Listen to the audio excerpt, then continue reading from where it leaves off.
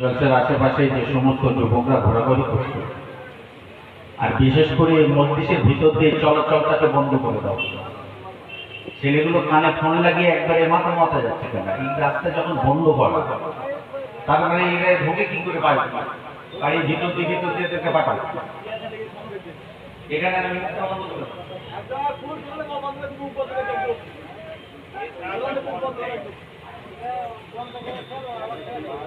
أعوذ بالله من الشيطان الرجيم.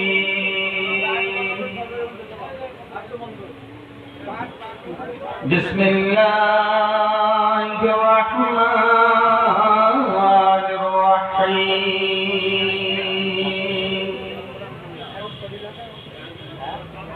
الحمد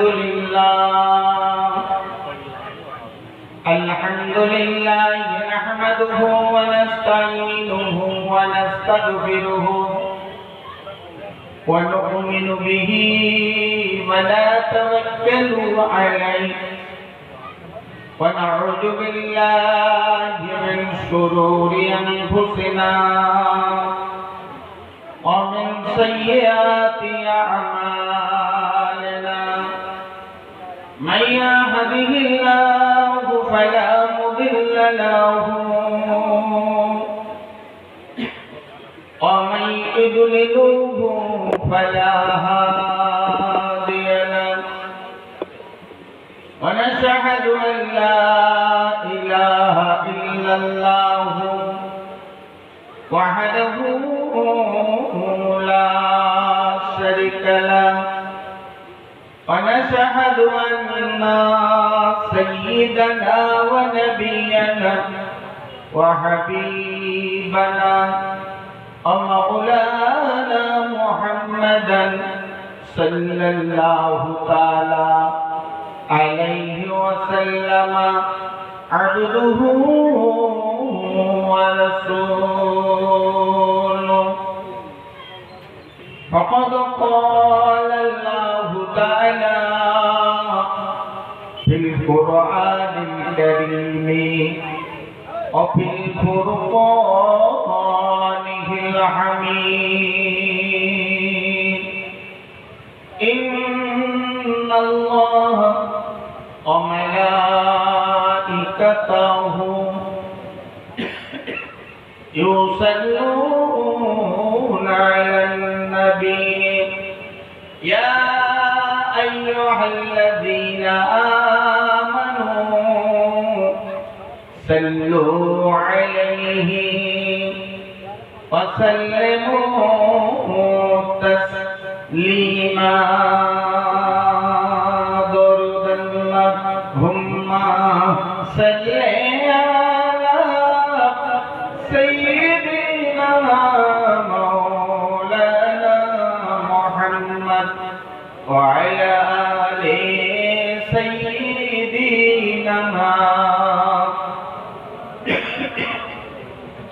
صلوا على محمد صلوا على محمد.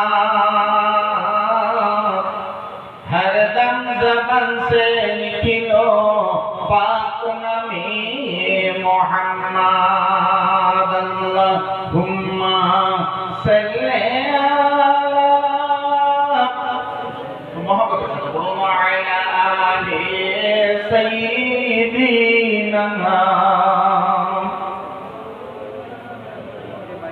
पैगंबरों की रोजा दिखा दे खुदाया, दरे मुक्तदो से मिला दे खुदाया. शरबे महब्बत पिला दे खुदाया. पैगंबरों की रोजा फिर दिखा दे खुदाया. अल्लाहुम्मा सल्ली अला सय्यिदिना मौलाना मुहम्मद वअला आलि सय्यिदिना. ओ तेरी मेराज थी लहे महफूज तक पहुँचना और मेरा मेराज है मैं तेरी कदम तक पहुँचा अल्लाहुम्मा सल्ली अला मौलाना मुहम्मद व अला आलि सय्यिदिना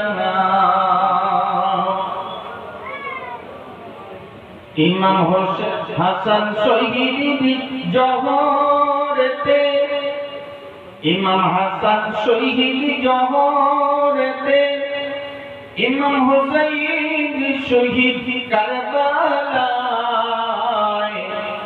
जैनला पे दिन का दे ए जी देरी जलखाना अल्लाहुम्मा सल्ली अला सय्यिदिना मौलाना मुहम्मद व अला आलि सय्यिदिना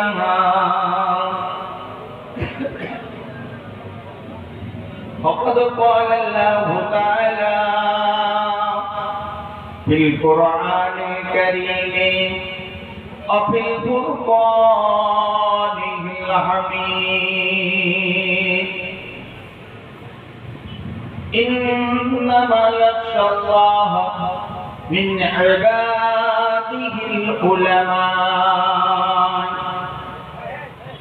وقال رسول الله صلى الله تعالى عليه وسلم العلماء ورثة الأنبياء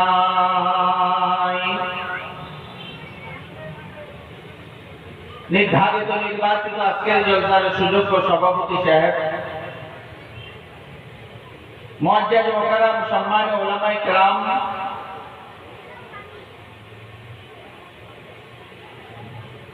উপস্থিত দিনদার নেককার আল্লাহওয়ালা বুজুর্গ বাবাজিরা ভাইরা দূরবর্তী পর্দায় বসে থাকা মাজান ও আপামনিরা জন যুবক সোনামানিকেরা স্নেহের ছোট ছোট সোনার ময়নারা আল্লাহ রাব্বুল আলামিনের দরবারে অসংখ্য শুকরিয়া জানাই যে আল্লাহ পাক আমার মতো একজন গুনাহগারকে আপনাদের মতো নেককারদের খিদমতে কিছুক্ষণের জন্য আসা এবং বসার তৌফিক দান করেছেন সেই শাহীন রব্বুল আলামিনের দরবারে কালেমাত শুকর আদা করি সকলে উচ্চ আওয়াজে বলি আলহামদুলিল্লাহ সুবহানাল্লাহি ওয়া বিহামদিহি সুবহানাল্লাহিল আযীম অতঃপর বিশ্ব নেতা বিশ্ব নবী আকা মাওলা রাহবার শফুল মুজদাবিন রাহমাতাল লিল আলামিন সাহেব জুদ ওয়াল কারাম জনাব হাবিবুল হাবিব তাবিব মুহাম্মদুর রাসূলুল্লাহ সাল্লাল্লাহু তাআলা আলাইহি সাল্লাতু সাল্লামের প্রতি অসংখ্য দরুদ ও সালাম অতঃপর সংক্ষিপ্ত আলোচনা জলসার শুরু থেকে বা দেশটা থেকে বিশেষ করে আমাদের সম্মানীয় ইমাম সাহেব হুজুর সুন্দর একটি আলোচনা রাখছিলেন আমি গুনাহগার আপনাদের সকলে কারো সন্তানের মতো কারো ভাইয়ের মতো আমারই বাদে বাদে বাংলার একজন প্রখ্যাত আলেম প্রখ্যাত ওয়াইজি খুব জনপ্রিয় মানুষ মিষ্টিভাষী জনাব ভাই মশিউর রহমান আলাদ মোহতারাম মশিউর রহমান সাহেব ভাই খোকা মাওলানা যাকে আমরা বলি তিনি খেদমতে আসবেন ইনশাআল্লাহ।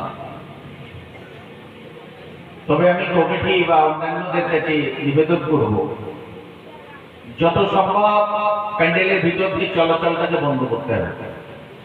বুঝতে পারছি গত বছরে আকাশটা খারাপ ছিল, আজকে আল্লাহ পাকের অপূর্ব রহমত সারাদিন ঝিরঝিরে একটু পানি পড়ে, শুকনো আকাশ শুকনো পরিবেশ, মজলিসে এসে জিজা দোকানে বাজার করার আর শেষ হচ্ছে না, কেনাকাটার জীবনের কোনোদিন শেষ নাই।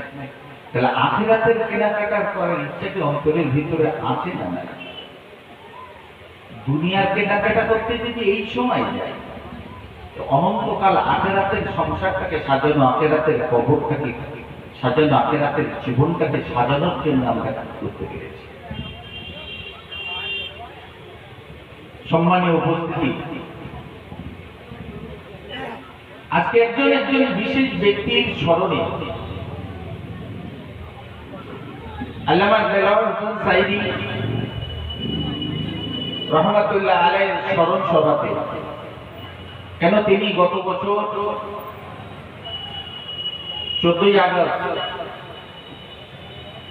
জেলখানাতে ইন্তেকাল করেছিলেন। এখন বাংলাদেশের মিডিয়া বলল তিনি ইন্তেকাল করেছেন। স্বাভাবিক মৃত্যু কি অস্বাভাবিক ছিল, এটা আল্লাহ ছাড়া কেউ জানে না। তবে আমাদের অন্তরে যেটা ধারণা ছিল তাকে মেরে ফেলা হচ্ছিল। তিনি একজন মুজাহিদে মিল্লাত ছিলেন, কোরআনের দিকটি ভাষ্যকর ছিল, কোরআন কি সুন্দরভাবে উপস্থাপনা করতেন, কোরআনের দিকগুলোকে, নির্দেশনাগুলোকে তিনি দান করতেন। রাষ্ট্রের চক্ষুশূল তখনই তিনি হয়ে পড়লেন। ভাই,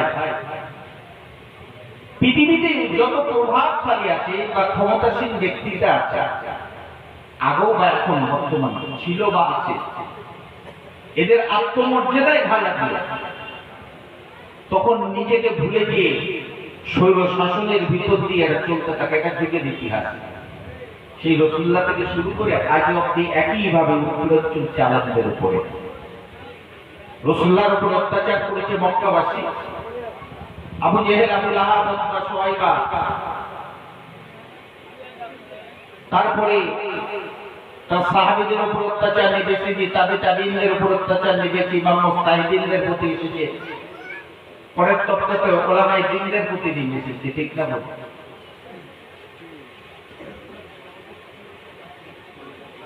এই সর্বকালের সর্বদিকে রাসূলুল্লাহ সাল্লাল্লাহু আলাইহি সাল্লামের 40 বছর বয়স পর্যন্ত যতদিন তিনি ঘোষণা করেননি লা ইলাহা ইল্লাল্লাহ ইন্নী রাসূলুল্লাহ, ততদিন মক্কার জমিনে কোনো সমস্যাই ছিল না, কোনো সমস্যাই ছিল না। মক্কাবাসী তাকে আল সাদেক, আল আমিন উপাধিতে ভূষিত করত। যেই তিনি ঘোষণা করলেন লা ইলাহা ইল্লাল্লাহ ইন্নী রাসূলুল্লাহ, আল্লাহ ছাড়া কোনো উপাস্য নাই, আর নিঃসন্দেহে আমি আল্লাহ পাকের রাসূল, তখন মক্কাবাসীর সাথে টক্কর শুরু হয়ে গেল। টক্কর শুরু হলো তাদের সাথে। কি বলে এতিম বলা, এতিম ছেলে বলে, কি বলার তো ভাষ্য নেই। আমাদের আবিজাত, আমাদের মর্যাদাটা, আমাদের কর্তৃত্ব কেড়ে নিতে চাই। আবু জেহেল, আবু লাহাব, উতবা, শুয়াইবা, এই এরা জানতো না, এরা জানতো না। আল্লাহ পাক কোরআনে স্পষ্টভাবে বলেছেন, হে রাসূল, আপনি ওদেরকে জিজ্ঞাসা করুন যে আসমান জমিনের মালিক ওরা বলবে আল্লাহ। ওদের কাছে জিজ্ঞাসা করুন আমাদের রুটি দান করে কে, ওরা বলবে আল্লাহ। আসমান থেকে পানি বর্ষণ করে কে, ওরা বলবে আল্লাহ। তা আবু জেহেল সেও আল্লাহকে মানত, খানায় কাবাকে আল্লাহর ঘর হিসেবে সে মেনে নিত। কিন্তু নবী মুহাম্মদ রাসূলুল্লাহ সাল্লাল্লাহু আলাইহি সাল্লাম আমনে আল্লাহ যখন তার বিরুদ্ধে শরীয়তের কথা আল্লাহ দাওয়াত দিতে শুরু করলেন, লা ইলাহা ইল্লাল্লাহ ইন্নী রাসূলুল্লাহ, আল্লাহ ছাড়া কোনো উপাস্য নাই, আর আমি নবী মুহাম্মদ রাসূলুল্লাহ সাল্লাল্লাহু আলাইহি সাল্লাম হলাম আল্লাহ পাকের রাসূল। আরে রাসূল হলো সাধারণ লোক হয়, এটা অনেক বিস্তারিত আলোচনা। মক্কাবাসী তার সাথে শত্রুত করতে শুরু করে দিল।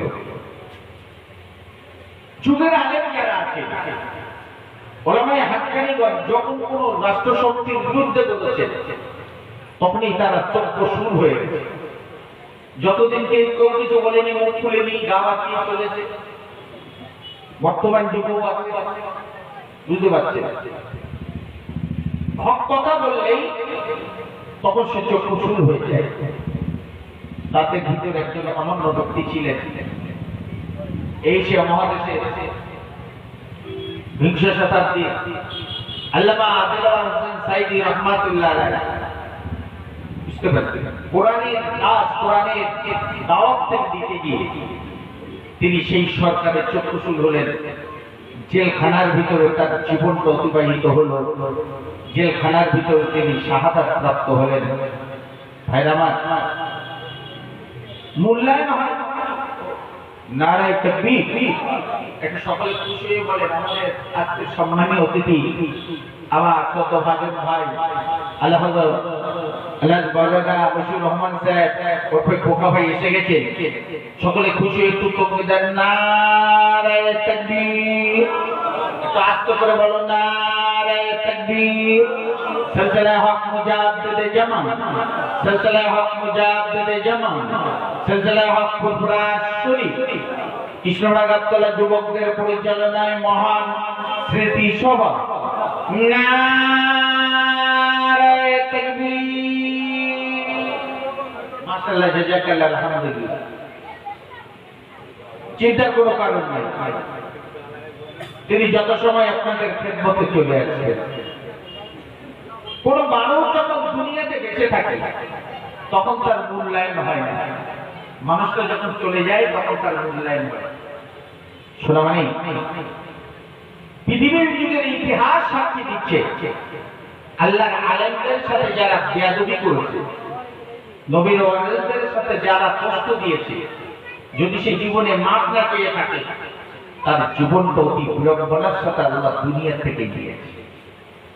এটা ইতিহাস সাক্ষী, এরা আমার কথা নয়। কি এখান থেকে এক যুগ আগে আল্লামা দেলাওয়ার হোসেন সাইদি রহমাতুল্লাহ আলাইহি বর্তমান সরকারকে বলেছিল, শোন, এমন একটা দিন সামনে আসবে পালানোর জন্য ইঁদুরের গর্তও পাবে, পালানোর জন্য ইঁদুরের গর্তও পাবে না। প্রশাসন তাকে সময় দিল ৪৫ মিনিট, যার সময় দেওয়া সম্ভব হচ্ছে না। একজন দেশের রাষ্ট্রশক্তির যিনি ক্ষমতাশীল তিনি পালিয়ে বাংলাদেশ থেকে চলে গেল ভারতের ত্রিপুরা, ত্রিপুরা থেকে ওনার আরেকটা বক্তৃতার ভিতরে আছে কোন জায়গা থেকে উন্নত হয় দিল্লির মামার বাড়ি ছাড়াও আর কোথাও চলবে না। আলেমদের কথাটা কত কারা আমি বলেন আমার আল্লাহ কোরআনে কারীমের ভিতরে বলেন ইন্নামা ইয়াখশাল্লাহু মিন ইবাদিহিল উলামা। আমার আল্লাহ পাক জানিয়ে দেয় জগতের বুকে যদি কেউ আমাকে বেশি ভয় করে আমার আলেম বান্দারা করে থাকে। হে বাবাজি ভাইরা, আল্লাহ পাক আলেম বান্দাদের সাথে এমন তত্ত্বকে তিনি দান করেছেন। আলেমের কয়েকটা ক্যাটাগরি আছে, আজকে আলোচনার ভিতরে আমি আপনাদের কাছে রাখার চেষ্টা করব। এর পাশাপাশি হাদিস শরীফ ছোট্ট রেখেছে, আল্লাহ রাসূল জানিয়েছেন আল উলামাউ ওয়ারাসাতুল আমবিয়া, আলেমরা হলো নবী রাসূলদের উত্তরসূরি। আরেকবার জোরে বলুন। জীবনে দোষত্রুটি অনেক আছে, আল্লাহ নিয়ামতের শুকর আদায় করে বলছি ওয়াম্মা বিনিয়ামাতি রাব্বিকা ফাহাদ্দিস। জীবনে ভুল অনেক আছে, তবু যে আল্লাহ আলেম করেছেন এর শুকরিয়া আদা করে শেষ করতে পারবো না। এটা ইচ্ছাকৃত কেউ কোনো হয় না। আল্লাহ বলছেন আল্লাযীনা উতুল ইলমা দারাজা, আমার আল্লাহ যাকে চাই তার গুরুত্ব জ্ঞানকে তাকে দান করেন। আর একবার জোরে বলুন সুবহানাল্লাহ, আর একবার জোরে বলুন সুবহানাল্লাহ। আজকে অনেকের বাপ পুলিশে কবে অফিসার পুলিশের সাথে কিন্তু আল্লামা দেলাওয়ার হোসেন রহমাতুল্লাহ আলাইহি এখানে স্মৃতি সভা হচ্ছে মানুষ যুবকদের কদর দিত না। এই যুবকদের নামাজ পড়ে না ঠিক, তবে একজন আলেমকে তাজিম করার কারণে, একজন আল্লাহ ওয়ালাকে অনুসরণ করার কারণে আল্লাহ চাইলে ওইটাও তার জন্য নাজাতের জরিয়া আল্লাহ বানিয়ে দিতে পারে। যদি আপনার জীবনে হুকুকুল ইবাদত না থাকে, যদি পাওনাদার আপনার কাছে না থাকে, আমি রুহুল কুদ্দুস বলছি আল্লাহ চাইলে আপনি নাজাত মুক্তি পেতে পারেন। কেন রাসূল সাল্লাল্লাহু আলাইহি ওয়াসাল্লাম বলেছেন, মান কালা লা ইলাহা ইল্লাল্লাহু ফা দাখালাল জান্নাতা, যে বলেছে জীবনে একবার লা ইলাহা ইল্লাল্লাহু মুহাম্মাদুর রাসূলুল্লাহ সাল্লাল্লাহু আলাইহি ওয়াসাল্লাম, নিঃসন্দেহে একদিন জান্নাতে যাবেই যাবে। জোরে বলুন, আরো জোরে বলুন। তাহলে আমরা পরে না ধরে এসে আশা রাখতে পারি উম্মতে মুহাম্মদ সাল্লাল্লাহু হওয়ার সুবাদে। গুনাহ দুটো ভাগ আছে, একটা হচ্ছে হুকুকুল্লাহ, আল্লাহর হক, শরীয়তকে মান্য করা, আল্লাহর হক, আল্লাহ রাসূলের রাস্তা অনুসরণ করা, এটা আল্লাহর হক। এই আর বান্দার হক, হুকুকুল ইবাদ, বান্দার হক হচ্ছে বাপ হয়ে ছেলের দায়িত্ব পালন করা, সন্তান হয়ে তার বাপের হককে আদায় করা, ভাই হয়ে ভাইয়ের হককে আদায় করা, ভাই হয়ে বোনের হককে আদায় করা, প্রতিবেশীর হককে আদায় করা, এটা হুকুকুল ইবাদ। পাওনাদার যদি আপনার না থাকে, তাহলে আপনি আল্লাহ চাইলে আপনি একদিন উম্মতে মুহাম্মাদি হওয়ার সুবাদে, সাল্লাল্লাহু আলাইহি ওয়াসাল্লামের উম্মত হওয়ার সুবাদে আপনি একদিন জান্নাত পাবেনই পাবেন। জোরে বলুন সুবহানাল্লাহ।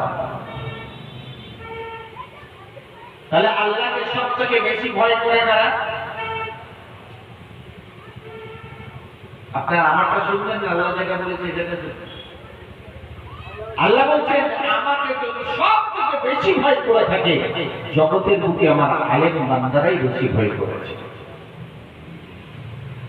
তাদের খৌফে লাগি, তাদের ভয়, তাদের ডর, বুঝতে পেরেছেন?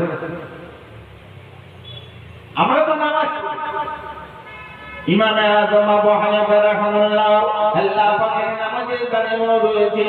এই বাবাজি ভাইরা, যুবকেরা, নামাজের ভিতরে তিনি কোরআন শরীফ তেলাওয়াত করতেন। সূরা ফাতিহার পরে কোরআন তেলাওয়াত করতে হয়, তিনি কোরআন শরীফ তেলাওয়াত করতেন। এই কোরআন তেলাওয়াত করতে করতে এত জোর কান্না শুরু করে দিয়েছে।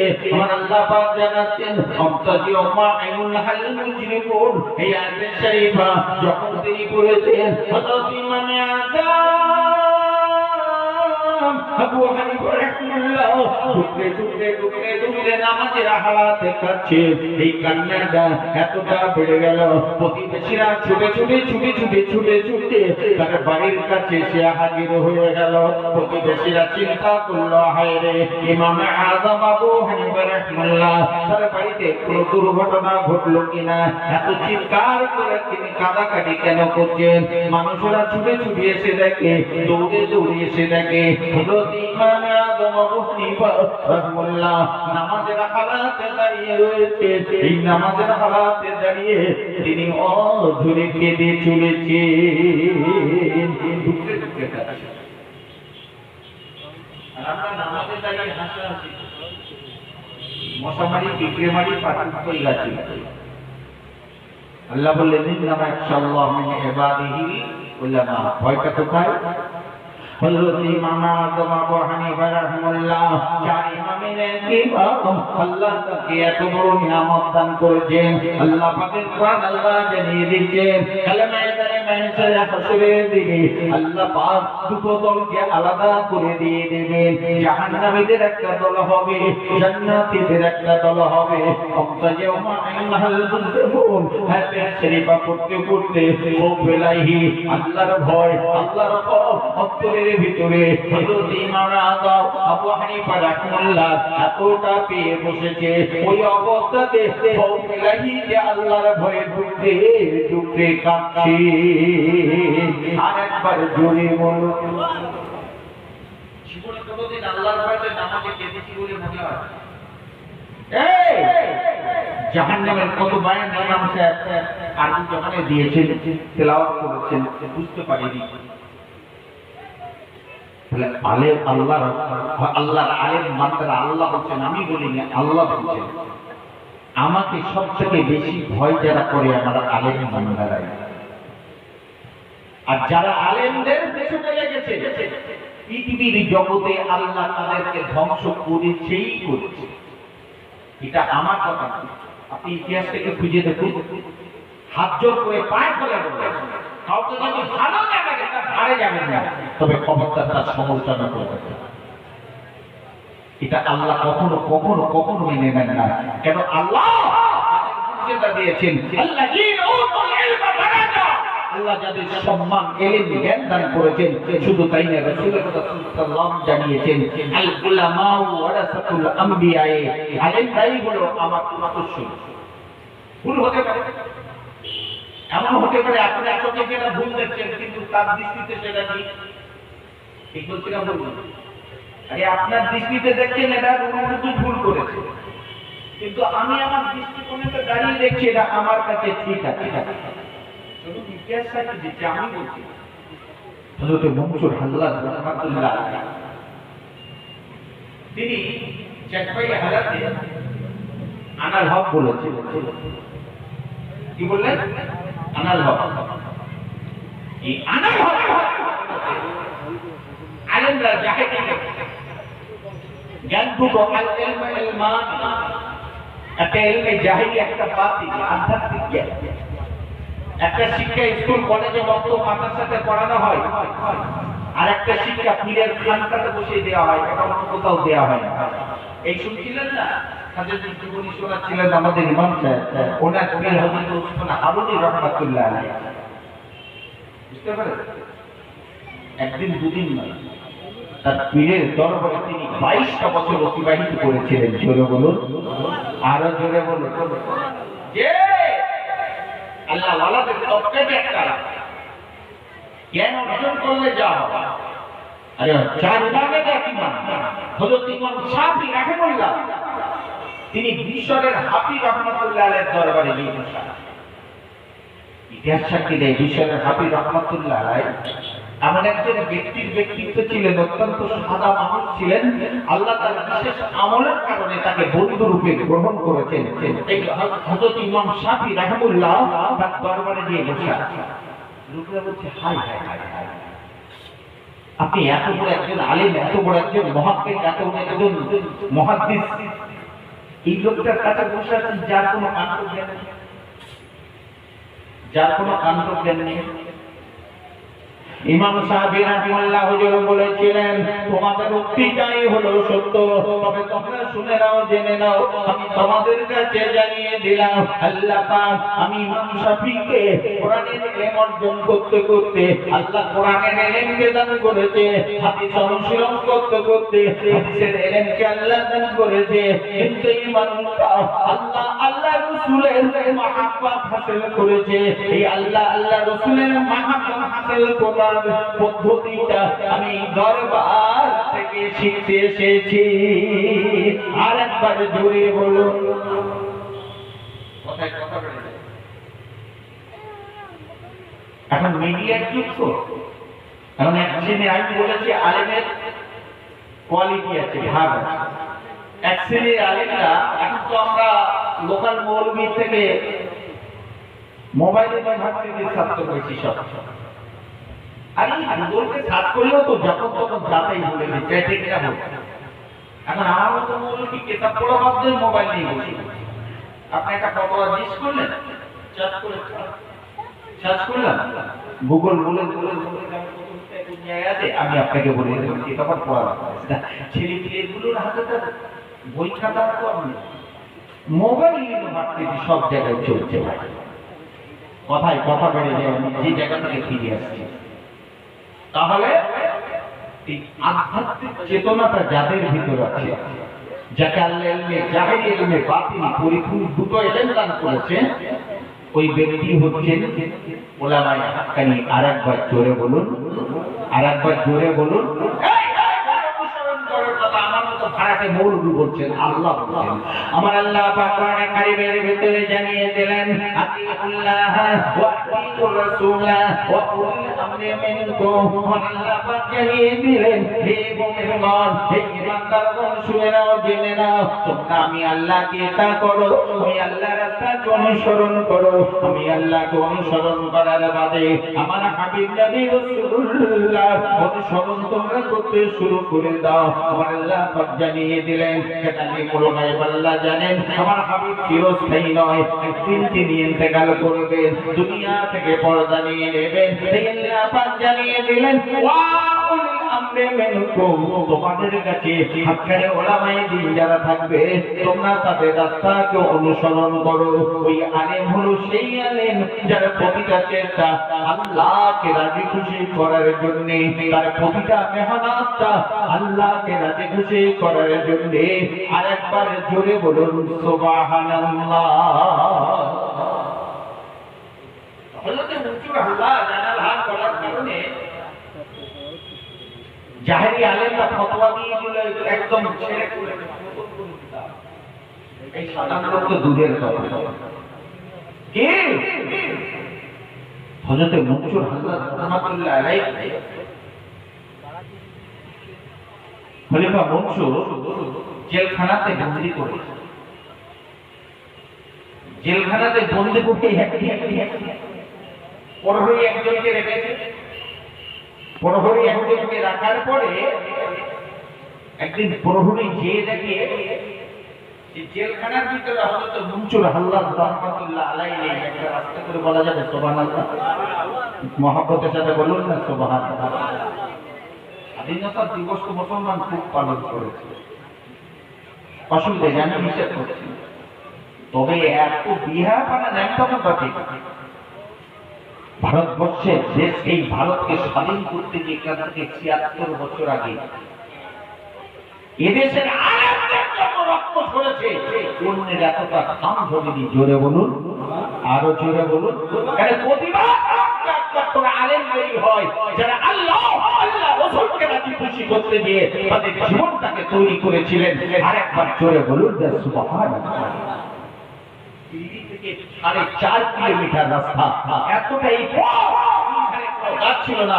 জিন্দের বাহাদুর কোন আলেমকে তার ফাঁসির দড়িতে প্রতিটা গাছে আলেমদেরকে ঝুলাইনি। ওই সাধারণ লোককে জিন্দের মারি কেন জানে? ওরাও জানে আলেম হচ্ছে সত্যের উপরে হকের উপরে এদের দেওয়া। আর যে আল্লাহর দাওয়াত দেয় আল্লাহ তার সঙ্গী হয়ে যায়। আরেকবার চলে বলুন না সুবহানাল্লাহ। আল্লাহ রাসূলুল্লাহর হাবিব জানিয়ে দিয়েছেন মান কানা লিল্লাহি কানা লাহু লাহু, যারা আল্লাহর হয়ে যায় আল্লাহ সমস্ত মাখলুককে তাদের তাবেদার বানিয়ে দেয়। এই সমাজের মালিকেরাও যারা আলেমে দ্বীন হয় আল্লাহ পাক যাদের মর্যাদা দান করেছে, আল্লাহ পাক যাদের শানে আল্লাযীনা উতুল ইলমা দারাজা আল্লাহ আয়াতে কারিমা নাযিল করেছে। আলেমদের মাজলিস আপনাদের কাছে শোনাতে যাচ্ছি আলেমদের কোয়ালিটি কত ধরনের হয়। হযরত মুনসুর আল্লাহ রাহমাতুল্লাহ আলাইহি জেলখানার ভিতরে বন্দী করে রয়েছে। এমনি মুআত্তা মুনসুর তার কয়েদখানার ভিতরে প্রহরীকে বলেছে একটু মাঝে মাঝে লক্ষ্য করবি, একটু চোখে রাখবি, দৃষ্টি রাখবি, কোন কাজ করে কিনা একবারে দেখবি। কিন্তু রাতের বেলাতে প্রহরী গিয়ে দেখে জেলখানা আছে, জেলের ভিতরে হযরত মুনসুর আল্লাহ রাহমাতুল্লাহ আলাইনা সকালবেলা তারপরে রিপোর্ট করতে হবে। রিপোর্ট করতে হবে, রিপোর্ট করেছে বলছে জেলখানা আছে মুনসুর আল্লাহ নাই, তার মানে দেখেন তোর কথা বিশ্বাস হয় না। খলিফা মনসুর রাতের বেলা পরের দিন প্রহরীকে বলছে চল তো যাই দেখে আসি জেলখানার ভিতরে পাগলটা কি করছে, দেখে আসি পাগলটা কি করছে। আল্লাহ আজকে মনসুর আল্লাহ রাহমাতুল্লাহ আলাইহি দেখতে খলিফা মনসুর এবং তার সভাসদবর দিয়ে হাজির হলেন। গত রাত্রিতে দেখেছিল জেলখানা ছিল, মনসুর আল্লাহ রাহমাতুল্লাহ আলাইহি ছিলেন না। আজকে যে দেখে জেলখানাও নাই, মনসুর আল্লাহ রাহমাতুল্লাহ আলাইহি নাই। জোরে বলুন, বাড়াবাড়ি কথা বলুন। আল্লাহ দুনিয়ায় ভেঙে চলে এটি রাসূলের ওয়ারিস। রাসূলের কথাকে সাল্লাল্লাহু আলাইহি ওয়াসাল্লাম কে মিয়াজে গাছতে আল্লাহ ডাকলেন। রাসূলুল্লাহ এই মিয়াজের যে সময়টা পৃথিবীর সময় 27 বছর ছিল। জোরে বলুন, আরো জোরে বলুন। 27 বছর কাল হলে যতটা হয়, কিন্তু রাসূল এসে দেখলেন যেখানে পড়েছে সেই উজুর পানি তখনও গড়াচ্ছে। এখন ধরুন ঘড়ি তো অনুমান করছি 10টা 10টা বাজে, এখানে যদি ঘড়িটাকে বন্ধ করে দেওয়া হয় এখানে 2 ঘন্টা পরে এসে ওকে ঘড়ি আগিয়ে যাবে, সেই জায়গায় দাঁড়িয়ে থাকবে। বুঝে যায়নি? আল্লাহ দুনিয়াতে আল্লাহর খেলা তো। হযরত মনসুর হাল্লাজ রাহমাতুল্লাহ আলাইহি জেলখানাও নেই, মনসুর হাল্লাজ রাহমাতুল্লাহ আলাইহি নেই। আরেকবার জোরে বলুন।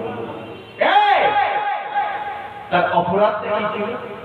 কত দূরের কথা। আমাদের হযরত ইমাম আযম রাহমাতুল্লাহকে তাকে জেলখানার ভিতরে নির্মম অত্যাচার করে হুজুরকে শহীদ করা হয়েছিল।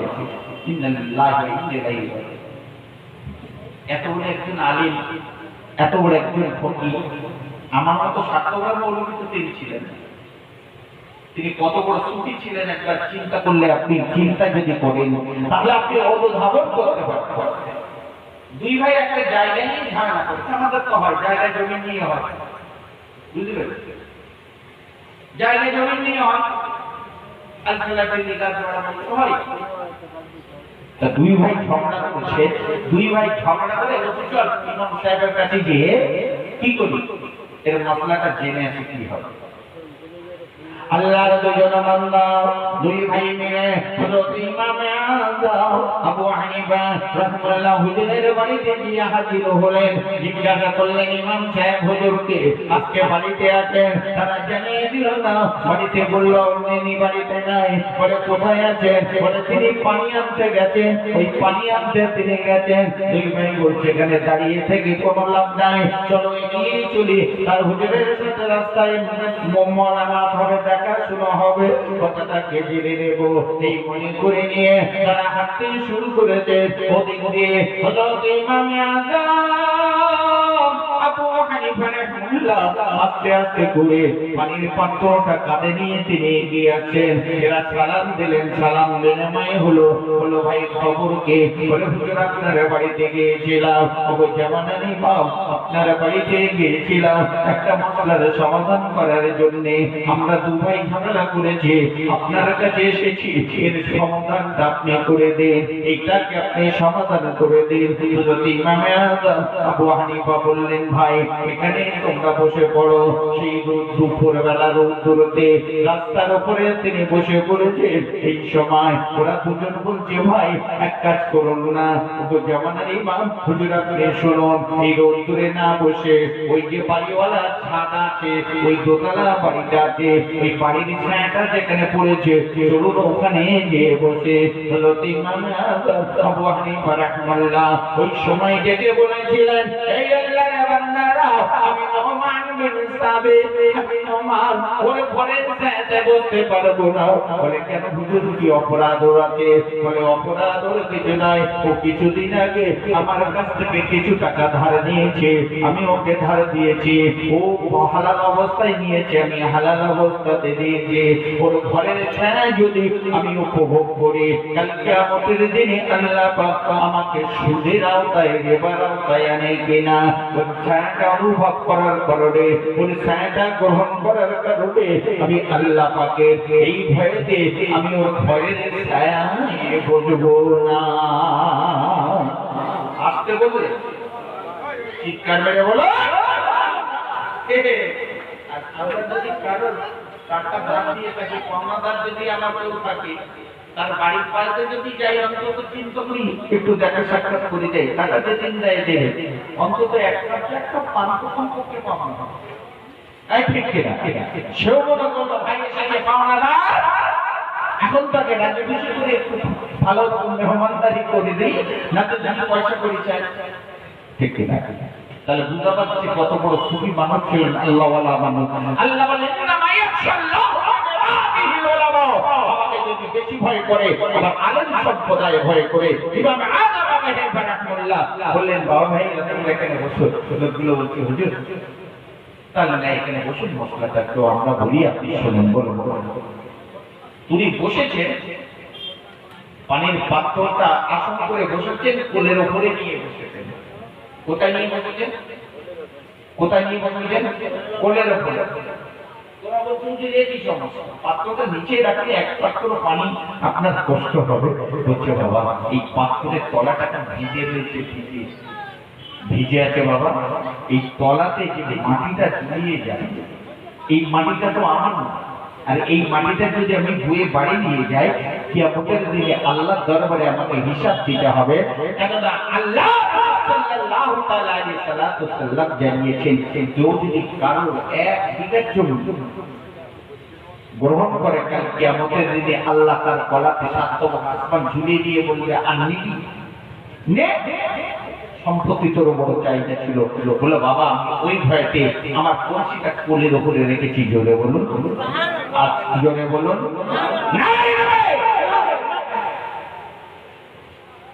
তাহলে আলেমরা আল্লাহকে ভয় করে না, করে না? আল্লাহর কোরআন সত্য তো।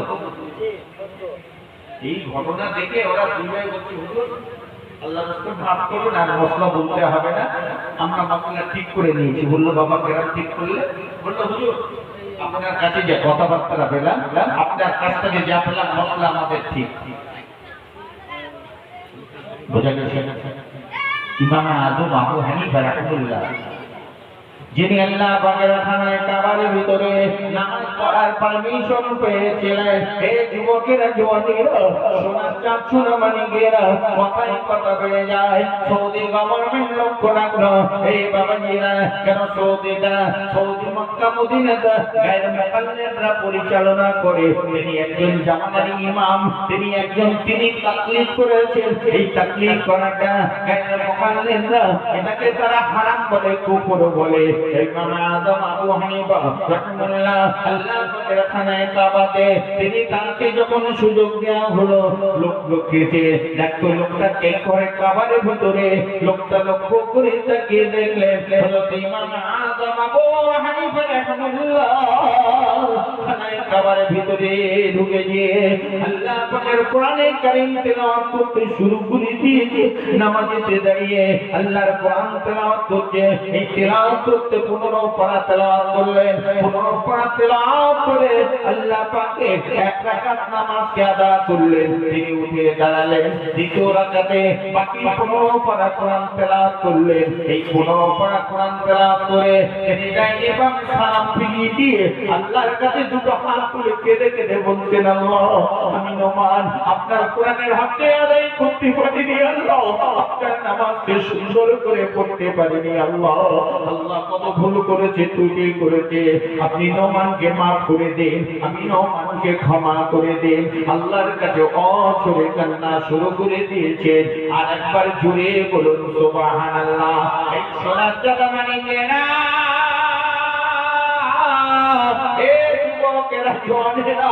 আমার সোনামণিকেরা, সরে যাও, জেনে যাও আলেমদেরকে আল্লাহ বড় নিয়ামত তৈরি করেছিলেন।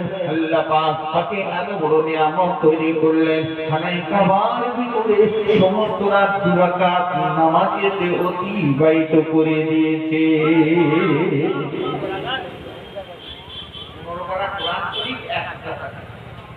বুঝা গেছে?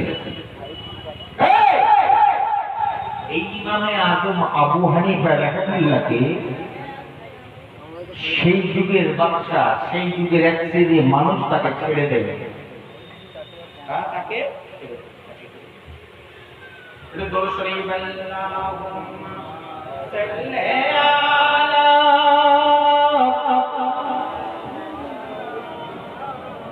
একটু মহাপদের সাথে হবে,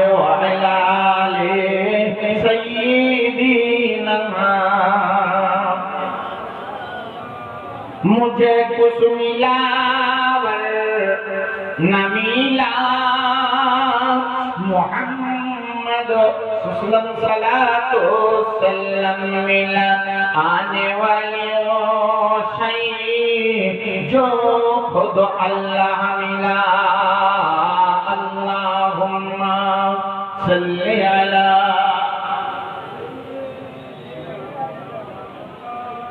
আরেকটু মহব্বতে ওয়ালালি।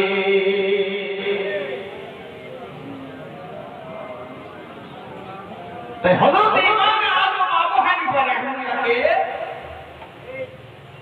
জালেম বাদশারা জেলখানাতে বন্দী করেছিল। অপরাধটা কি ছিল? রাষ্ট্রদ্রোহী। বাদশা বলেছিল, আপনি আমার দরবারে কাজুল হুজ্জাত হন, শ্রেষ্ঠ জাস্টিস হন, 1 নম্বর বিচারক হন। ইমাম আযম আবু হানিফা রাহিমাহুল্লাহ বললেন যে এটা আমার দ্বারা সম্ভব নয়। বলে কেন সম্ভব নয়? বলে না, আপনি জাস্টিসের কাজে, বিচারপতির কাজ অন্য কাউকে ঠিক করুন, অন্য কাউকে ঠিক করুন। বলো কেন? বলে আমি কাজ করব না। বলো শোনো,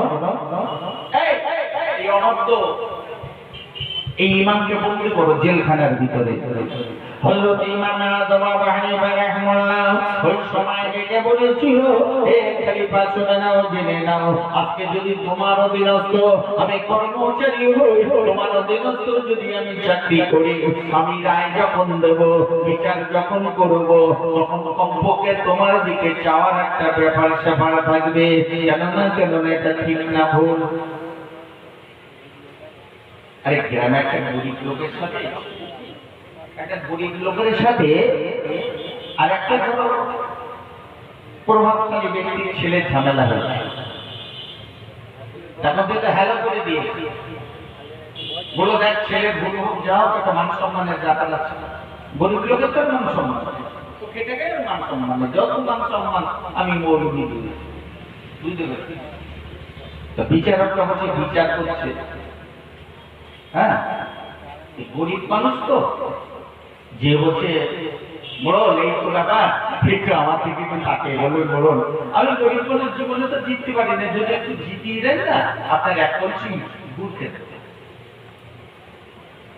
তো গুড়ের তো বড় ক্রাইসিস, আর বিশেষ করে ফেলে দিব বলে আমি শিখলি লোক, একদম ঝাঁকি মেরে এক কলসি গুড় রেখেছি আপনাকে দেবো, বুঝতে পারছেন? ওদিক তো মাতব্বরের ছেলে, ও বলছে দেখ বিরাট মান সম্মানের ব্যাপার, এই যদি চেষ্টাতে সালিশে যদি জিত হয়, ওই যে লাল বকনারা আছে না, ওইটা জগাই তুমি সকলকে খেতে দেবো। অসুবিধা হয় নাকি? বিচারকরা বসে বিচার করছে, ন্যায় বিচার আছে। আল্লাহর কোরআনে আল্লাহ বলেছে যদি কোরআন দিয়ে বিচার করা হয়, সেই বিচারটা ন্যায় বিচার হয়। জোরে বলুন সুবহানাল্লাহ। তো সরাসরি গরিব লোকের দিক থেকে ঘুরে বড় লোকের দোষটা এই দিক চেপে আসছে। গরিব লোকটা বসে বসে বলছে মামু সেই কি করছি বলতে পারছে করছি দু তিনবার যেই বলে বলছে লাল বকটায় চাকরি মেরে তোর কলসি উঠে গেছে। আজকে তো বিচার ব্যবস্থা সরকারের পদস্থ অবিচার যদি তুমি হও, তুমি এমএলএ এমপি যাই হও, যাই হও, তার বিরুদ্ধে যদি তুমি বলো, ওই জায়গা তোমাকে শেয়ার রাখবে বলে মনে হয়। মিডিয়া ট্রায়াল হচ্ছে, কি অবস্থা সে জনগণের ভোটে নির্বাচিত, তারপর আমার গায়ে লেগেছে বলে আমার দলে রাখা সম্ভব নয়। এটা আজকের ইতিহাস না, এটা পৃথিবীর ইতিহাস। ইমাম আযম আবু হানিফা বললেন শোনো, আপনার দরবারে যদি আমি চিফ জাস্টিসের কাজ করি, তাহলে বিচারটা আপনার মুখের দিকে ফিরে করতে হবে। বলল না, এটা কখনো সম্ভব না। এই অবাক ইমামকে জেলখানার ভিতরে বন্ধ কর। ইমাম আযম আবু হানিফা রাহিমাহুল্লাহ জেলখানার ভিতরে নির্মম অত্যাচার সহ্য করে তিনি শাহাদাত প্রাপ্ত হয়েছিলেন। একটা চিৎকার বেড়ে বলুন সুবহানাল্লাহ। আল্লাহ সাইয়ের থেকে ব্যতিক্রম হয়। সোনার চড়া মানে গেলা, হে যুবকেরা জওয়ানেরা, কথায় কথা বেড়ে যায়। চলুন আপনাদের কাছে আমি জাতের ইতিহাস খুলে দেখাতে শুরু করেছি। এমনি করে আমি বলেছি আলেমের কোয়ালিটি আছে না নাই? আলেমের কোয়ালিটি আছে। বলো আলেম মনে করে আমার সম্মান চাই, আমার ইজ্জত চাই, কাউকে তো সমদার খোসামত করতে হবে, এটাকেই তারা মনে করেছে। চলুন আমি বাস্তব ইতিহাস আপনাদের কাছে তুলে ধরছি। দিল্লির জমিনেতে একজন বাচ্চা ছিলেন, যার নাম বাচ্চা আলমগীর, যাকে আওরঙ্গজেব রাহমাতুল্লাহ আলাইহি বলা হয়। এই বাচ্চা আলমগীর যিনি অত্যন্ত মেহনত করে তার দরবারের আলেম ওলামাদেরকে নিয়ে একটা ফতোয়ার কিতাব লিখিয়েছিলেন। এই কিতাবটার নাম হলো ফতোয়ায়ে হিন্দিয়া, লোবা বলে ফতোয়ায়ে আলমগীর। ভারতবর্ষে এটা ফতোয়ায়ে আলমগীর হিসেবে চলে, আর সমস্ত পৃথিবীতে এটা ফতোয়ায়ে হিন্দিয়া হিসেবে চলে। বোঝা গেছে?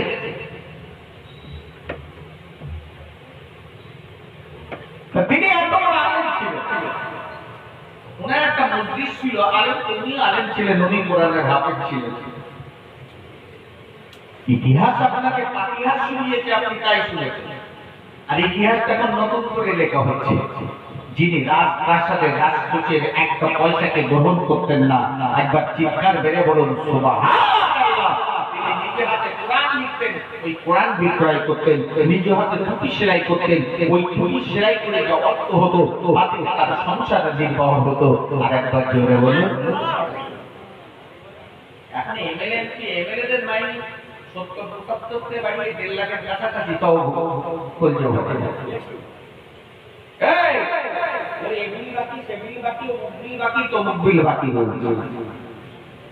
তাহলে একজন আলেম যদি হয়, হাক্কানি আলেম হয়, তার অন্তরে আল্লাহর ভয় থাকবে না, থাকবে না? কথায় কথা বেড়ে যাবে। বাচ্চা আলমগীর রহমাতুল্লাহ বলছে যে আলেমগুলোকে একটু যাচাই করে নেই, একটু কোন ক্যাটাগরির আলেম আছে এটা যাচাই করে। উনি তো নিজে একজন বিচক্ষণ আলেম ছিলেন। একদিন দরবারে এসে বলছে, আলেমরা, আমি আওরঙ্গজেব মনে করছি যে আমার এই তলোয়ারটা আছে, তো তলোয়ার রাখাটা স্টাইল, এই তলোয়ারের এই বাটটা আমি সোনা দিয়ে তৈরি করবো, এটা জায়েজ? এটা জায়েজ? আমার জন্য কত দিয়ে সব আলেমরা হচ্ছে, আপনি যদিও খলিফা, আপনার জন্য এটা জায়েজ, আপনার জন্য এটা জায়েজ। সবাই বললে যে সত্য হবে না, হকের জন্য একজনই যথেষ্ট। ওই মজলিসে বসেছিলেন একটা প্রবীণ মানুষ, আল্লাহর মাহবুব বান্দা, একজন আলেম বান্দা, আল্লাহ মোল্লা জীবন রহমাতুল্লাহ আলাইহি উঠে দাঁড়িয়ে বলছে, বাচ্চা আমরা, এ বাচ্চা আলমগীর, আমি মোল্লা জীবন বলছি এটা আপনার জন্য হারাম। জোরে বলুন, আরো জোরে বলুন। বাচ্চা আলমগীর রহমাতুল্লাহ আলাইহি ভূমিকা দিয়েছে, যাচাই তো করতে হবে। ডাক দিয়ে বলছে, মোল্লা জীবন রহমাতুল্লাহ আলাইহি, হুজুর আপনি বোধহয় ভুল করছেন, আপনার তো বয়স হয়ে গেছে, এখনো মতি ভ্রম হওয়াটা স্বাভাবিক, আপনি বোঝাই ভুল বলছেন। এতগুলো তাজা আলেম, এতগুলো মুহাদ্দিস মুফাসসিররা আমার জন্য শরীয়তের মানদণ্ডতে এই বাটটাকে জায়েজ বলেছে, আপনি আমার জন্য হারাম বলেছেন। মোল্লা জীবন রহমাতুল্লাহ আলাইহি বলছেন, জানি না ওরা কোন দিকে তাকিয়ে বলেছে, আল্লাহর দিকে তাকিয়ে বললো, আপনার মুখের দিকে তাকিয়ে বললো।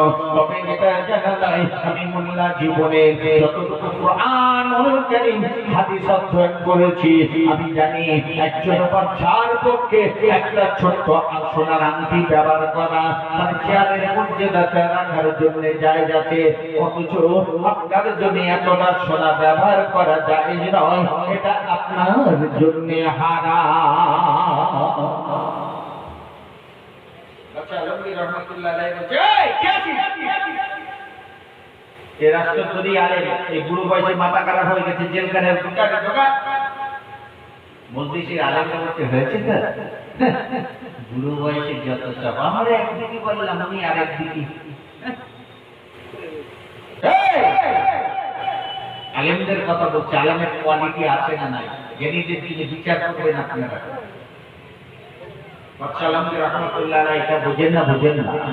বাচ্চা আলমগীর রহমাতুল্লাহ আলাইহি ওই সময় করলেন যে জেলখানার ভিতরে বন্দী করা রয়েছে, হুজুর জানিয়ে দিল, আপনাকে সময় দিলাম 3 দিনের ভিতরে এই আপনার মসলাকে পরিবর্তন করবে, অন্যথায় আপনাকে কি করা হবে?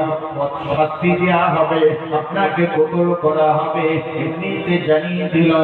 আল্লাহর মাহবুব ওই আল্লাহ পাক কোরআনে কারীমের ভিতরে বলেছেন, ইন্নামা ইয়াখশাল্লাহ মিন ইবাদিহিল উলামা, আমাকে যদি বেশি ভয় করে, আমার আলেম সম্প্রদায়রা বেশি ভয় করে, আল্লাহর ভয়েতে ভীতু হয়ে এই বৃদ্ধ বয়সে ডাক দিয়ে বলেছিলেন, না না আমার জীবন দিয়ে দেব, তবে আল্লাহ কোরআনের বিরোধিতা করতে পারবো না, রাসূলের সুন্নাতের বিরোধিতা করতে পারবো না। এই সময় 3 দিন পার হয়ে গেল। এই 3 দিন পার হয়ে যাওয়ার বাদে তাকে হত্যা করা হবে, কতল করা হবে। বাচ্চা হযরতে মারুফিয়ে রহমাতুল্লাহ আলাইহি লোক পাঠিয়ে দিল, যে বলছে শোনো ওই আলেমের কাছে যাও, তার জীবনের খাবার আছে কিনা, কারণ মৃত ব্যক্তিদের মনের শেষ ইচ্ছাটাকে পূর্ণ করতে হয়, তার জীবনের ইচ্ছা আছে কিনা। এই কথাটা শোনার বাদে করে জানিয়ে দিলেন, উনি যে বলছে শোনো আপনাকে অমুক দিনে কতল করা হবে, আপনি বলুন আপনার জীবনের শেষ চাহিদাটা কি আছে।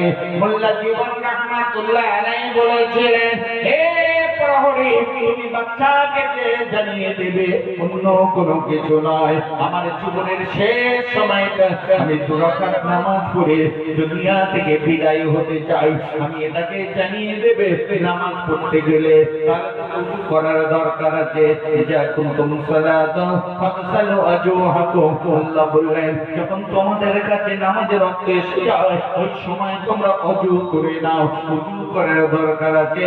আমি মোল্লা জীবনের শেষ স্বপ্ন হলো অন্য কিছু নয়, আমি যে ওযুটা করব এই ওযুর পানিটা স্বয়ং বাদশা আওরঙ্গজেব ঢেলে দেবে।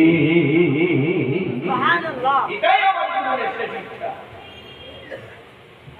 আওরঙ্গজেবের ফতোয়া দিয়ে আমি যখন আমার মৃত্যুদণ্ড হবে ঢেলে দেবে, ওই পানিতে ঢালা পানিতে উঁচু করে নিয়ে আমি 2 রাকাত নামাজ পড়বো, তারপরে তার রাজ আইন আমার উপরে প্রয়োগ করবে, কোনো অসুবিধা নাই। আমার মতো মৌলবী হতে বলতো তো চাচা আপনি কোরআন বাঁচান, কত একটু ঘুরিয়ে দেই যদি জীবনটা বাঁচি। আল্লাহ সাইদ রহমাতুল্লাহ আলাইকে সরকার অফার দিয়েছিল, ছেলেদেরকে বলেছিল শোনো যদি তোমরা তোমাদের বাপের তরফ থেকে আমাদের কাছে জীবন ভিক্ষা চাও তাহলে আমরা তোমার বাপ না তোমরা যেতেই হবে, তোমাদের বাপের জীবন ভিক্ষা দান করব। পৃথিবীর কোন ছেলে চায় না তার বাপ বেঁচে থাকে? পৃথিবীর কোন বাপ চায় না তার ছেলে সে বেঁচে থাকে? আব্দুল সামাদ বিন সাইদি যখন ওনার কাছে ছেলেটি কাঁদছেন আর বলছেন আব্বা ইন্তেকালের 3 থেকে 4 মাসের ভিতরে জেলখানার ভিতরে হচ্ছে আব্বা সরকার আমাকে একটা অফার দিয়েছে, আপনি তো জীবন ভিক্ষা চাইবেন না আমরা জানি, তবে আমি বলছি আপনার তরফ থেকে আমরা একটু জীবন ভিক্ষা চাই।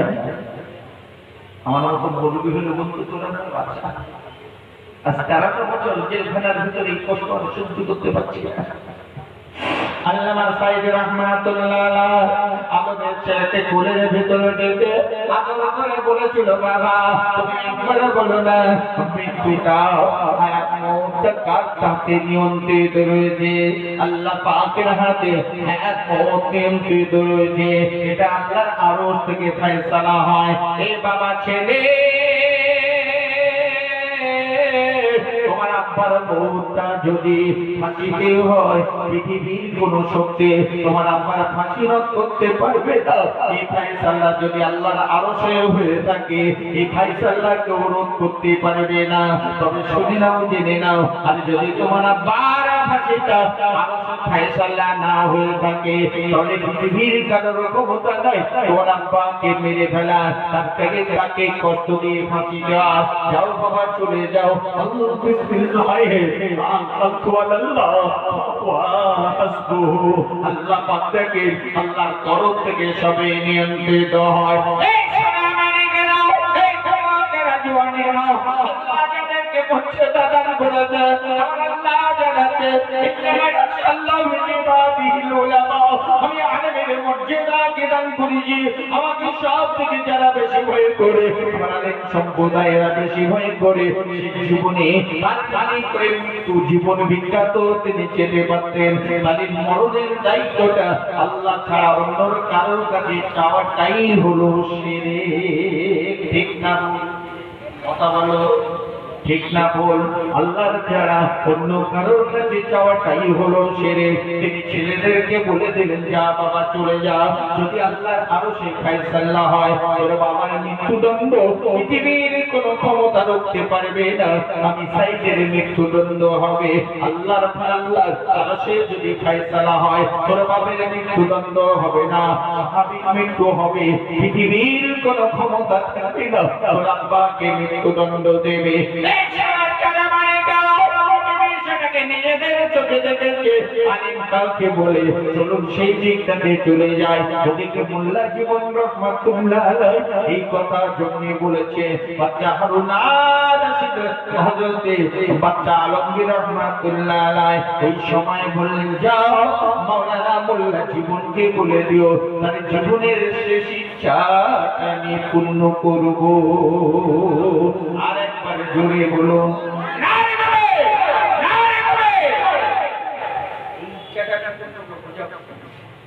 নির্দিষ্ট সময় সেটাকে সংক্ষিপ্ত বলছি।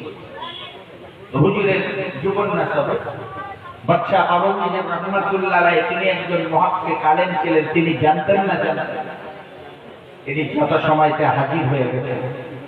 হুজুর পানি নিয়েছে বলছে, তবে ইগনোর করছে।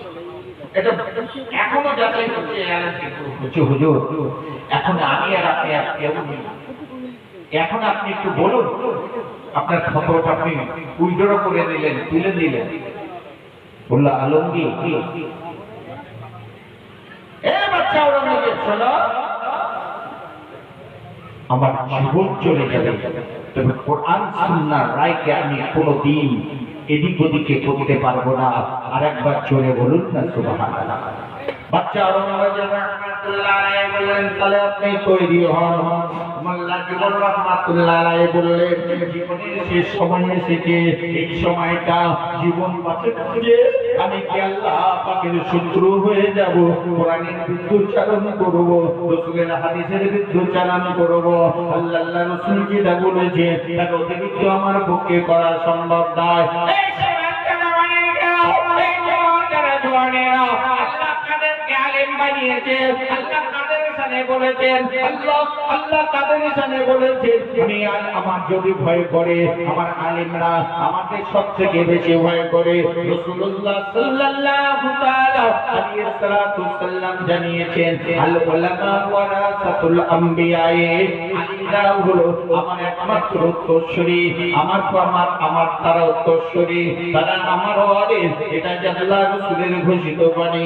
বাচ্চা আওরঙ্গজেব রহমাতুল্লাহ মোল্লা জীবনে উজু করার জন্য যখন নিয়েছে, বাচ্চা আওরঙ্গজেব বলছে, তা হুজুর এটাকে আপনার কোনো অসুবিধা হচ্ছে না, আমি দিল্লির সম্রাট আপনাকে উজুর পানি ঢেলে দেব আর আপনি তাতে উজু করবেন, এতটা আপনার অহংকার দেমাগ রয়েছে।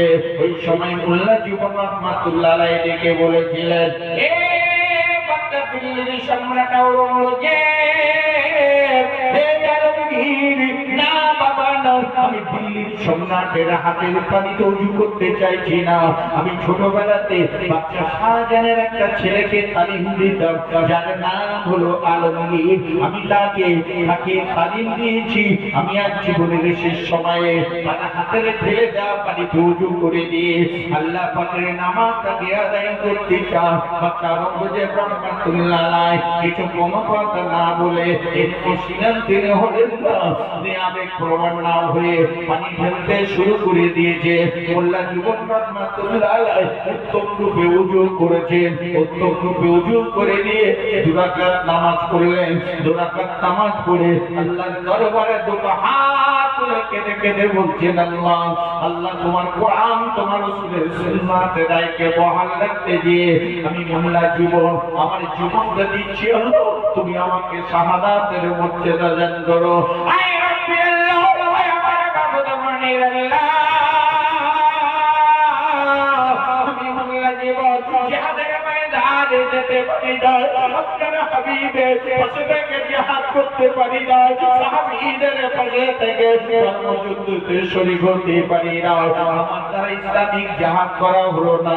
তবে আমি আল্লাহ আপনার কোরআন, আপনার হাবিব সাল্লাল্লাহু আলাইহি ওয়াসাল্লামের সুন্নাতকে সামনে রেখে নিজের জীবনকে জিহাদ ফিসাবিলিল্লাহ করে দিয়েছি। আল্লাহ এ মওত আপনি আমার জন্য শাহাদাত নসিব করে দিবে। এমনি করে কেঁদে চলেছে, আর এদিকে পিছনে বসে বাচ্চা আলমগীর, বাচ্চা আওরঙ্গজেব রহমাতুল্লাহ আলাইহি অঝরে কেঁদে চলেছে। দোয়া শেষ করে দিলেন, দোয়াটাকে শেষ করে উঠে দাঁড়িয়েছে, উঠে দাঁড়িয়ে বলছে, বাচ্চা এই দিল্লির সম্রাট, তোমার আইনকে তুমি বাস্তবায়ন করো, তোমার মৃত্যুদণ্ড আমার প্রতি বলবৎ করো। বাচ্চা আওরঙ্গজেব রহমাতুল্লাহ আলাইহি অমনি যে দুটো পা জড়িয়ে ধরেছেন, দুটো পা জড়িয়ে ধরে মোল্লা জীবন রহমাতুল্লাহ আলাইহি ওই সময় বলেছিলেন, এই আওরঙ্গজেব, এই দিল্লির বাদশা, এটা আপনার মর্যাদায় লাগছে না। আপনি তাকিয়ে দেখুন দিল্লির মানুষেরা, আপনি দিল্লির সম্রাট, আপনার দরবারে আলেম ওলামা রয়েছে, আমির উমরাহ রয়েছে, এই বাচ্চা আওরঙ্গজেব একজন ফকিরের পায়ে আপনি পড়েছেন, মাথা তুলুন, মাথা না তুললে আপনার মর্যাদার হানি হবে।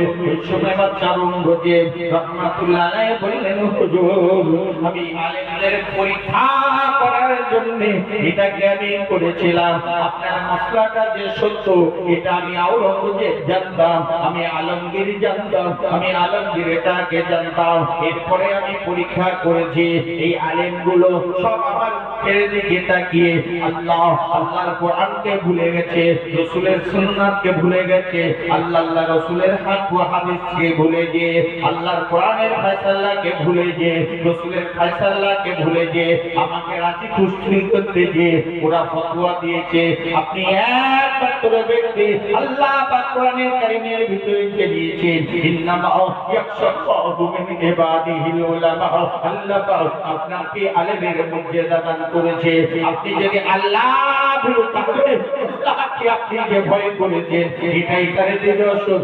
আল্লাহর রাস্তায় আপনি আমাকে মাফ করে দিন। বাচ্চা আওরঙ্গজেব রহমাতুল্লাহ আলাইহি পায়ে ধরে কাঁদতেন, হুজুর আমি আপনার খাদেম, আমি আপনার ছাত্র, আল্লাহর রাস্তায় আপনার সাথে বেয়াদবি করার কারণে আপনি আমাকে ক্ষমা করুন। মোল্লা জীবন রহমাতুল্লাহ আলাইহি বাচ্চা আওরঙ্গজেব রহমাতুল্লাহ আলাইহির হাতটা ধরে তুললেন। এই সময়তে এই অবস্থাতে হযরত আওরঙ্গজেব রহমাতুল্লাহ আলাইহিকে মোল্লা জীবন রহমাতুল্লাহ আলাইহিকে বুকের ভিতরে পাজাপাজি করে ধরে নিয়ে রাজ দরবারে উঠে পড়লেন। আলেমদের সম্মুখে বললেন, এই দুনিয়াদার আলেমরা, এই ধোঁকাবাজ আলেমরা আমার দরবার থেকে বেরিয়ে যাও। যাদের রায়টা, যাদের ফয়সালাটা আপনার মুখের দিকে তাকিয়ে হয়, ব্যক্তির মুখের দিকে তাকিয়ে হয়, ব্যক্তির মুখের দিকে তাকিয়ে যারা আল্লাহর কোরআনকে ভুলে যেতে পারে, রাসূলের হাদিসকে ভুলে যেতে পারে, তাদের মতো অপদার্থদের আমার দরবারে জায়গা নাই।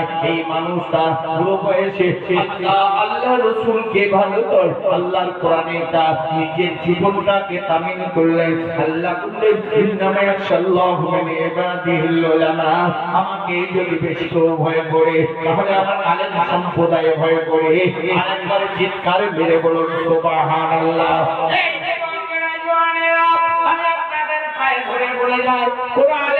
আপনারা খারাপ লাগে আপনি তাদের ধারে যাবেন না, তবে সমালোচনা করবেন না, তাকে ক্ষতি করার চেষ্টা করবেন না। আপনি সাময়িকভাবে হয়তো ইজ্জত রক্ষা করতে পারবেন, তবে শুনে নেন আল্লাহ যাকে আলেম বানিয়েছে একে রাসূল তার ওয়ারিস বলেছে। কারণ আল্লাহর হাকিম বান্দাদেরকে জিজ্ঞাসা করে দেখুন, রাসূলুল্লাহ রওজা মুকাদ্দাসে একটা কোরআনের আয়াত লেখা আছে, এই ইমানদারগণ তোমাদের কথাটা যেন আমার নবীর আওয়াজের থেকে বেশি না হয়। আমার রাসূলের আওয়াজের থেকে বেশি যদি বেশি হয় তাহলে কি হবে? কি হবে? তোমাদের সারা জীবনের আমলটা আমি আল্লাহ বরবাদ করে দেব। রাসূলটা জগতে নাই, যারা বলে রাসূল মৃত আমি তাদের কাছেই জিজ্ঞাসা করি, তাহলে কোরআনের আয়াত দেখেন রওজা মুকাদ্দাসে লেখা নেই। তাহলে ওর রাখার দরকার নেই। ওরাও বলে হাজি সবর সবর হায়াতুন নবী, আওয়াজ ছোট করো, কথা আসতে বলুন হাজি। তাহলে রসুল যাদেরকে ওয়ারেস হিসেবে গ্রহণ করেছে তাদের সম্পর্কে ধারণাটা ভালো রাখুন। কারণ ভুল হবে না, ভুলের ঊর্ধ্বে আমি না। ভুল আমার, আমি ভুলের ঊর্ধ্বে নই। তবু ভুলের ঊর্ধ্বে যদি না থাকি, যদি তাই হয়, দুনিয়াতে যদি আপনি মনে করেন একজন আলেমের ইজ্জত যদি আপনি রক্ষা করেন, আল্লাহ কোরআন রসুলের হাদিস দিয়ে বলছি কিয়ামতের দিনে আল্লাহ রসুল আপনার ইজ্জতটাকে রক্ষা করবেন। জোরে বলুন রসুলের ব্যাপারে আল্লাহ আপনার ইজ্জতটাকে রক্ষা করবেন। আর একবার জোরে বলুন না সুবহানাল্লাহ। কালেমা লা ইলাহা ইল্লাল্লাহ, লা ইলাহা, আর জোরে জোরে লা ইলাহা ইল্লাল্লাহ, লা ইলাহা ইল্লাল্লাহ।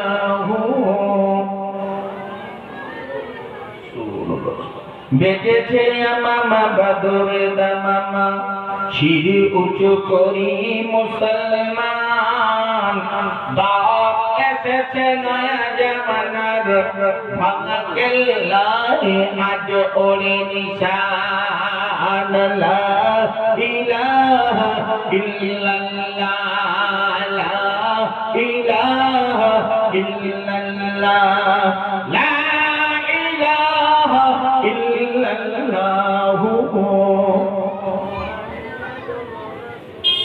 সাল্লাল্লাহু তাআলা আলাইহি ওয়াসাল্লাম।